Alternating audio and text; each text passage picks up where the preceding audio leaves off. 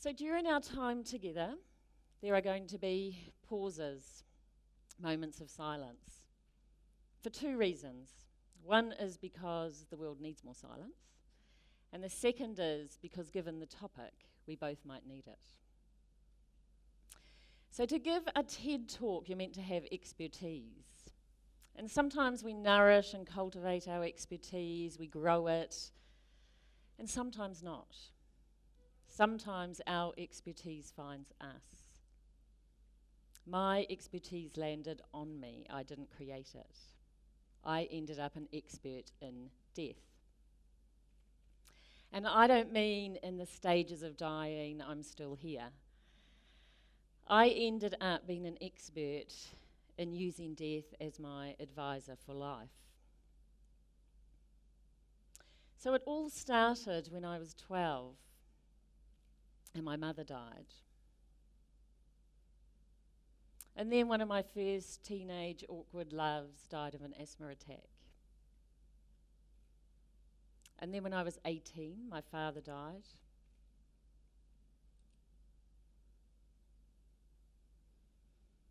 And then I had two beautiful children quite young in life, and a wonderful godmother who taught me how to mother. We all need to be taught some of these things. And then, of course, she had to die.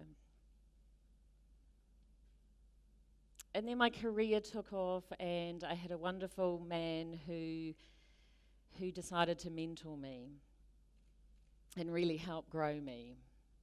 And then he had to die. And just when I said, I get it to the universe, I've got it, that people die without warning or preamble, I get it. My son died at 19 in a car accident.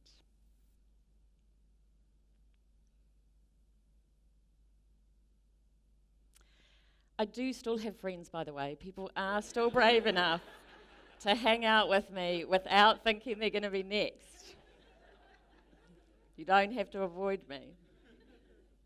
And that may sound funny, and it is, but the Western world has such a strange relationship with death. We love it out there.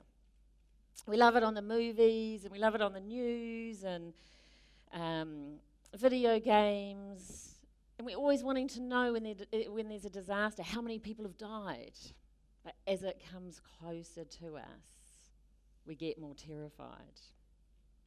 So we deny it and project it out into the world until we can't.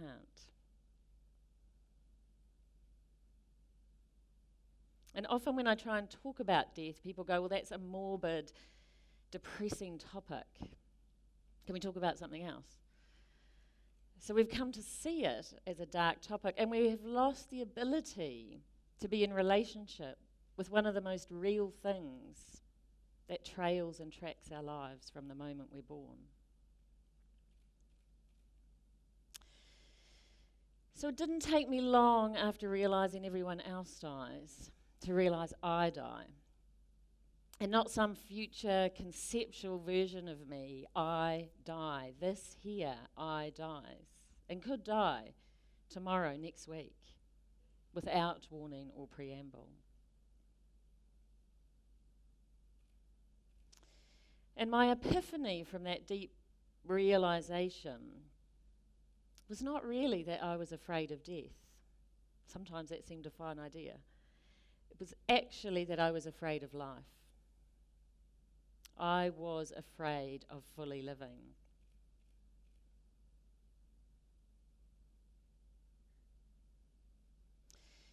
And I realised that this was the great gift of death, if we could walk with our mortality alongside us.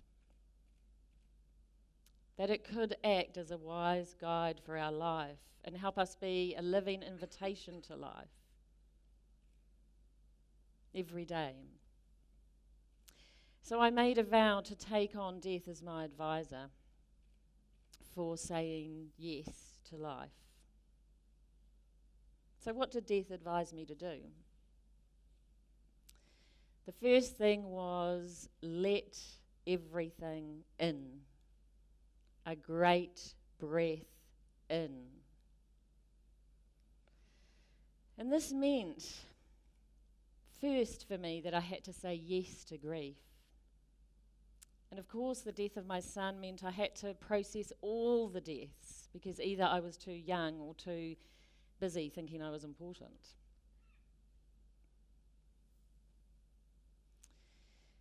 So honouring all those deaths was the thing I could do by saying yes to letting whatever needed to happen, whatever it needed to do to me. And I had some kind of mantras that have landed on me. One was, let life live through you. Let things actually just be the way they are. So I learned to say yes to huge emotions. I learned the bottom of despair. I learned layers of crying and where my crying came from. I learned the ancient form of wailing. I learned the end of sorry.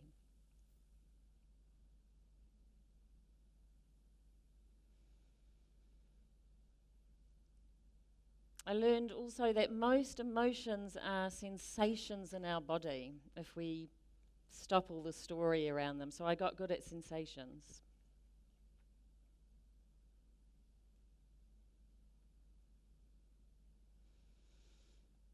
I learned to let in all the shadows we try and put out. And I learned the universality of those shadows. They're not even just us. So envy and competition and anger and greed, and I learned what those all feel like if I let them into my body. And I learned to ask, what am I afraid of now?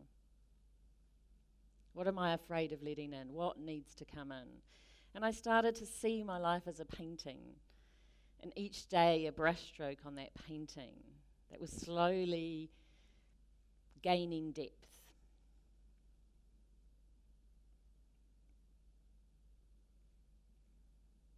And I learned to find peace at sea in the middle of those emotions, the eye of the storm. And the second thing death told me was, let everything out. A great breath out. And for me, this was about dying before I die. What needed to die today? And mostly it was that judgment, that story, that drama, that self-limiting belief, that conditioning, and a lot of that terrible tapestry and textures of shoulds and have-tos and shame and guilt.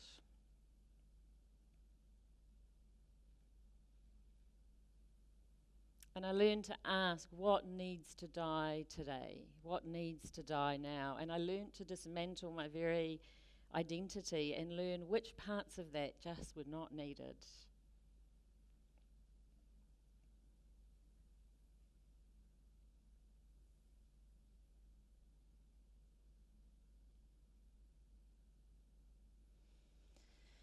And the third thing that death advised me was, let the magic find you.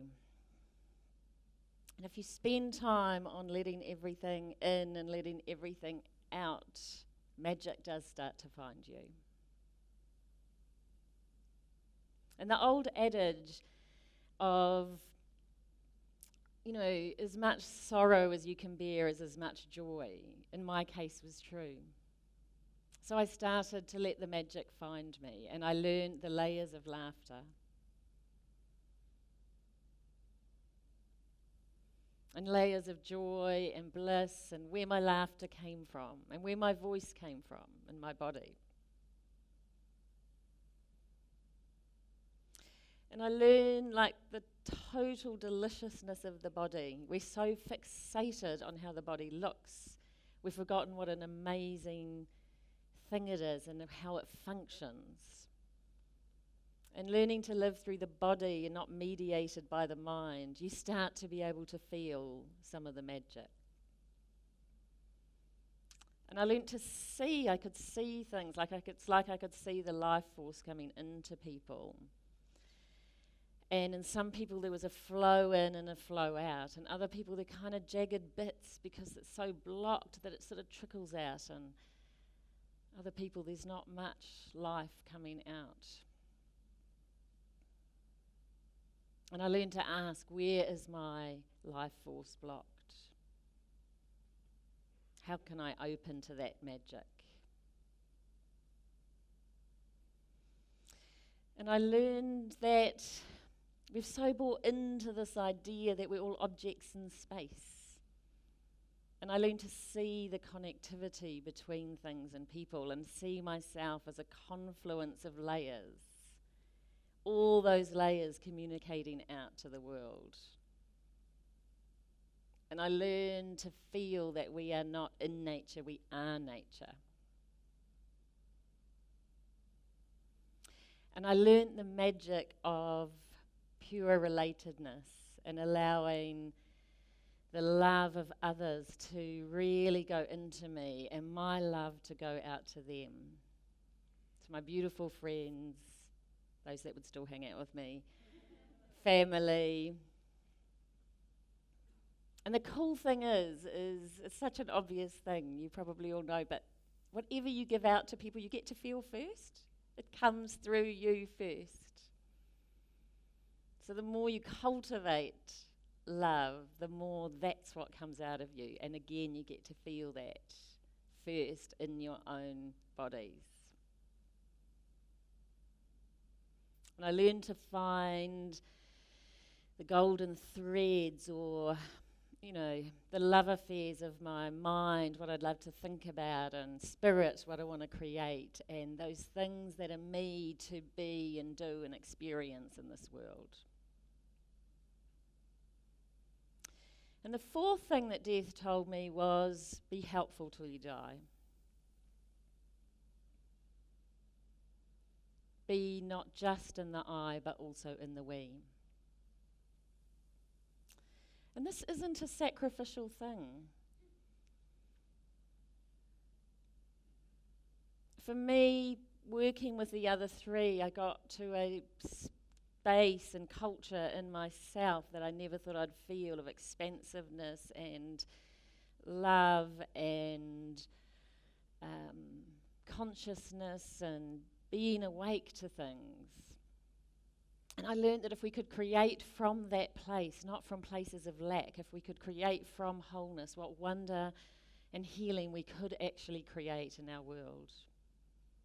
So for me, I now work with New Zealand leaders on big social change projects, helping people find that place of wholeness and create change from that place of wholeness, not from lack, fixing.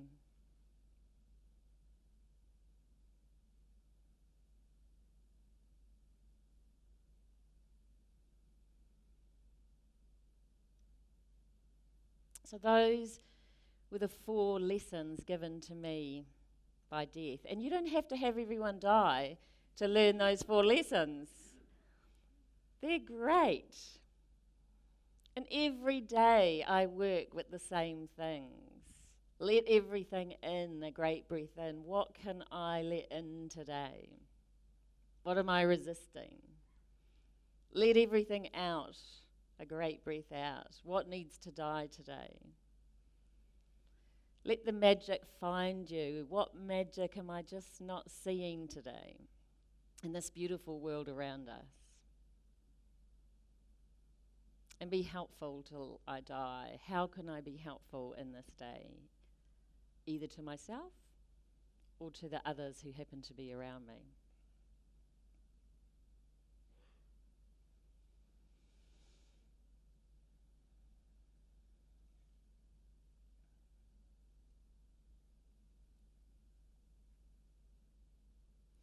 So all this is a circle, not an arrow. It's a practice, not a point. And my intent for my life now is, as Zorba the Greek said, leave death nothing but a burned out castle. Or as Rumi said, be a well-baked loaf burnt to a crisp. So I am a loaf in the baking, is burnt to a crisp each day as I can. So let's take death off our taboo list and bring it back as a wise guide for saying yes to life, for becoming a living invitation to life. Thank you.